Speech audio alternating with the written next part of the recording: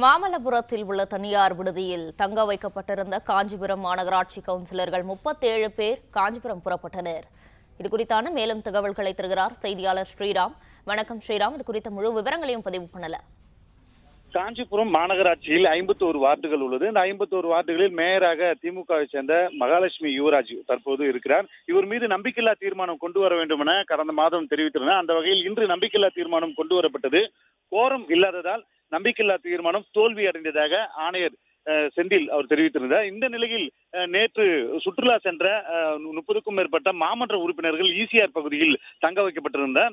அங்கிருந்து தற்போது பேருந்துகள் மற்றும் வாகனம் மூலியமாக காஞ்சிபுரம் நோக்கி அவர் வந்து கொண்டிருக்கிறார்கள். தற்போது அவர்கள் பங்கேற்கக்கூடிய ஒரு சூழ்நிலையாக காலையில் பரபரப்பாக காணப்பட்டிருந்த சூழ்நிலையில் தற்போது எவருமே 51 வார்டு மேயர் மற்றும் துணை மேயர், மண்டல குழு உறுப்பினர்கள், மாமன்ற உறுப்பினர்கள் எவரும் வராததன் காரணமாக தற்போது தோல்வி அடைந்திருக்கிறது இந்த நம்பிக்கையில்லா தீர்மானம்.